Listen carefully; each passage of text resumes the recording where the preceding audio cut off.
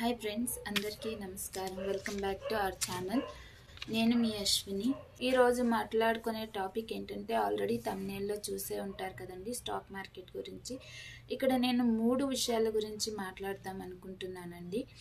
మాట్లాడే విషయాలు ఏమంటే, వన్ వచ్చి డబ్బున్న వాళ్ళే షేర్ మార్కెట్లో ఉండాలా, లేదా పెద్దగా చదువుకున్న వాళ్ళే షేర్ మార్కెట్లో ఉండాలా. సెకండ్ పాయింట్ వచ్చి షేర్ మార్కెట్ అంటే నిజంగా భయపడాలా.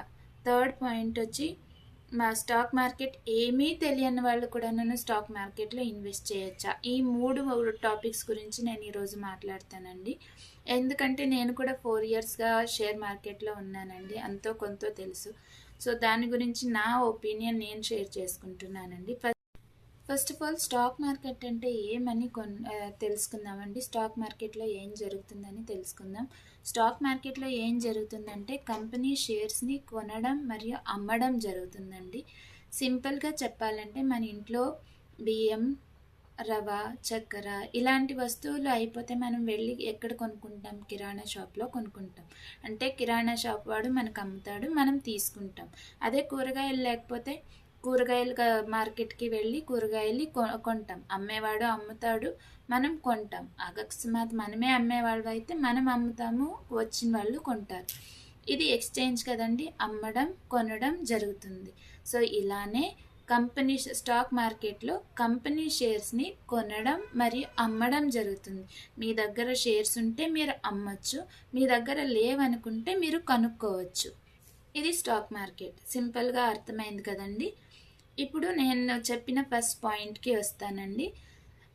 డబ్బున్న వాళ్ళు మాత్రమే స్టాక్ మార్కెట్లో ఉండొచ్చా అంటే, పెద్దగా చదువుకొని డబ్బులు ఉన్న వాళ్ళు మాత్రమే స్టాక్ మార్కెట్లో ఉండొచ్చా అంటే నా సమాధానం అయితే లేదండి. ఎందుకంటే నేను కూడా 4 ఇయర్స్గా స్టాక్ మార్కెట్లో ఉన్నాను.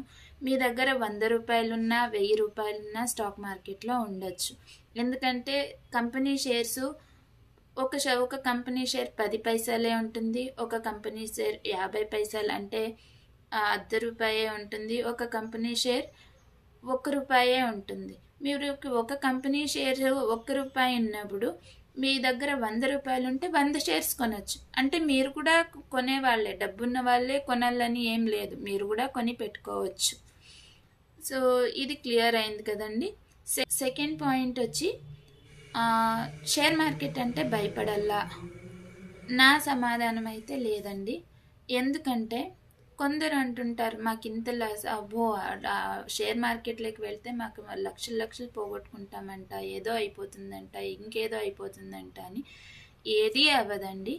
ఎందుకంటే మనము షార్ట్ టర్మ్, అందులో కూడా 2 టైప్స్ ఉన్నాయండి, ఇన్వెస్ట్మెంట్ మరియు ట్రేడింగ్ అని. ఇన్వెస్ట్మెంట్ అంటే మనం లాంగ్ టర్మ్లో డబ్బులు పెడతామంటే ఖచ్చితంగా భయపడాల్సిన అవసరం లేదండి. అదే షార్ట్ టర్మ్లో లేదా ట్రేడింగ్, ఆ రోజు కొని ఆ రోజే అమ్ముతాము అనే ఉంటే కనుక నిజంగా భయపడాల్సిన అవసరం ఉందండి. ఎందుకంటే ట్రేడింగ్ అనేది 100కి 100 రూపాయలు రిస్క్, అదే ఇన్వెస్ట్మెంట్ అనేది 100కి 100 రూపాయలు సేఫ్. మనం ఇన్వెస్ట్మెంట్ అంటే ఒక 100 రూపాయలు నాది కాదు, లేదా 1000 రూపాయలు నాది కాదు, ఈ నెల నేను 100 రూపాయలు ఎన్నికేసినాను, దీన్ని నేను ముట్టను, ఇది నాకు సేవింగ్స్ అని అనుకునే వాళ్ళు ఆ 100 రూపాయలని ఎత్తుకెళ్ళి షేర్ మార్కెట్లో పెడితే, ಯಾವುದೋ ఒక కంపెనీ మీద స్టాక్ మార్కెట్లో ఇన్వెస్ట్ చేస్తే అది ఈ రోజు కాకపోయినా, ఇంక నెలకు కాకపోయినా, 1 ఇయర్కైనా ఒక్క రూపాయి ఉండేది 2 రూపాయలు కానే కావాలి, 2 ఇయర్స్కైనా 2 రూపాయలు కానే కావాలి. ఇప్పుడు మీరు 100 రూపాయలు పెట్టినాడు, 100 రూపాయలు లాభమే కదండి. అదే ఆ రోజే మీరు పెట్టి ఆ రోజే తీసుకోవాలంటే కంప్లీట్గా రిస్కేనండి. అది నేను కూడా చెప్తాను, మీరు భయపడాల్సిందే. ఇంకొక సమాచారం ఏమంటే, స్టాక్ మార్కెట్ ఎప్పుడు పడదండి, ఎప్పుడు పెరుగుతూ ఉండడమే. కానీ కొన్ని కంపెనీ షేర్స్ పడచ్చు, లేవచ్చు, అంటే తగ్గిపోవచ్చు, ఎక్కచ్చు, అంతే. కానీ లాంగ్ టర్మ్లో చూసుకుంటే పెరగడమే కానీ తగ్గడం ఉండదండి. నేను ఎగ్జాంపుల్ చెప్తాను. మనకి సెంట్రల్ గవర్నమెంట్ ఎలక్షన్స్ వచ్చాయి కదండి, ఎలక్షన్స్ వచ్చి రిజల్ట్స్ వచ్చాయి కదా, ఆ రోజు స్టాక్ మార్కెట్ నిఫ్టీ వచ్చి 18,000 నుంచి 19,000లో ఉందండి. కానీ ఈ రోజుతో నేను ఈ వీడియో చేస్తున్నాను కదండి, ఈ రోజుకి స్టాక్ మార్కెట్ నిఫ్టీ వచ్చి 25,000 అండి. అంటే ఎంత పెరిగింది? దాదాపు 6,000 వరకు పెరిగింది. అంటే ఎప్పుడు మనం లాంగ్ టర్మ్లో చూసుకుంటే నిఫ్టీ అంటే స్టాక్ మార్కెట్ పెరగడమే కానీ తగ్గడం ఉండదు. మేబీ ఒకటి షేర్స్ తగ్గచ్చు ఎక్కచ్చు, కానీ స్టాక్ మార్కెట్ ఎప్పుడూ పడిపోదు. స్టాక్ మార్కెట్ ఎప్పుడూ లాస్ కాదు, లాంగ్ టర్మ్లో లాస్ కాదు. మేబీ షార్ట్ టర్మ్లో ట్రేడింగ్ చేసే వాళ్ళకి నేను చెప్పలేనండి. Trading 100% risk. కంప్లీట్గా తెలిసిన వాళ్ళు చేయొచ్చు, వాళ్ళు కూడా లాస్ అవుతారండి. నెక్స్ట్ పాయింట్ వచ్చి, మనకి స్టాక్ మార్కెట్లో ఏమీ తెలియకున్నా కూడా ఇన్వెస్ట్మెంట్ చేయొచ్చా లేదా స్టాక్ మార్కెట్లో ఉండొచ్చా? నా సమాధానం అయితే అవును, ఎస్ ఉండొచ్చండి. ఎందుకని రీజన్ కూడా చెప్తాను. మనం ఇంట్లో సామాన్లు వాడతాం. ఇంట్లో వాడే వస్తువులు రెగ్యులర్గా ఏ ఉంటాయి?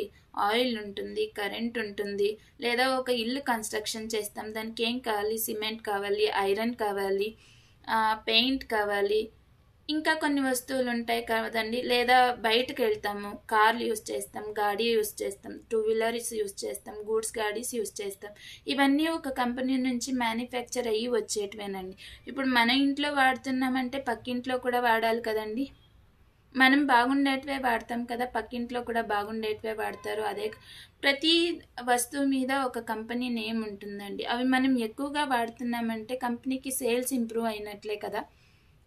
కంపెనీకి సేల్స్ ఇంప్రూవ్ అవుతుంది అంటే అంతో కొంత లాభం కూడా వచ్చినట్టే కదండి. అంతో కొంత లాభం వచ్చిందంటే కంపెనీ బాగుందనే కదండి. కంపెనీ బాగుందంటే జనాలకి నమ్మకం పెరుగుతుంది. నమ్మకం పెరిగిందంటే జనాలు ఇన్వెస్ట్మెంట్ చేయడం ఎక్కువ చేస్తారు. సో ఎక్కువ చేసినప్పుడు ఏమవుతుంది? స్టాక్ మార్కెట్ పెరుగుతుంది. మనకి కంప్లీట్గా మనం మార్కెట్ గురించి తెలుసుకోవాలి, ఇన్వెస్ట్ చేయాలని ఏం లేదు. మన చుట్టూ ఉన్న వస్తువులు మనం ఎక్కువగా ఏవి వాడుతున్నాము, అది ఏ కంపెనీది, ఎందుకు ఇవి ఎక్కువగా వాడుతున్నాం, క్వాలిటీ ఉంటాయి కదండి. ఆ క్వాలిటీ పైనే ఎక్కువ వాడుతుంటాం. ఎక్కువ వాడుతున్నామంటే మనలాగే అందరూ ఎక్కువ వాడుతుంటారు. అది కూడా ఒక కంపెనీనే, దానికి కూడా స్టాక్స్ ఉంటాయి, దానికి కూడా షేర్స్ ఉంటాయి. సో షేర్ ప్రైస్ దానికి కూడా ఉంటుంది. అది కూడా మనం వాడినట్లల్లా పెరుగుతూనే ఉంటుంది. జనాలకు నమ్మకం వస్తే జనాలు ఇన్వెస్ట్మెంట్ చేయడం ఎక్కువ అవుతుంది. ఎక్కువైతే స్టాక్ అంటే షేర్ ప్రైస్ పెరుగుతూనే వెళ్తుంది. సో దీనికి మనకి ఎక్కువ నాలెడ్జ్ ఉండాలా అండి, లేదా మనకి ఏం తెలియకున్నా కూడా ఇన్వెస్ట్ చేసుకోవచ్చు కదా. ఇదండి ఈరోజు వీడియో. జస్ట్ బేసిక్స్ మాత్రమే. జనాలకున్న నమ్మకాన్ని అంటే కొందరు భయపడతారు కదండి. ఎవరైనా స్టాక్ మార్కెట్లో ఉండొచ్చు, వీళ్ళే ఉండాలి అని ఏం లేదు.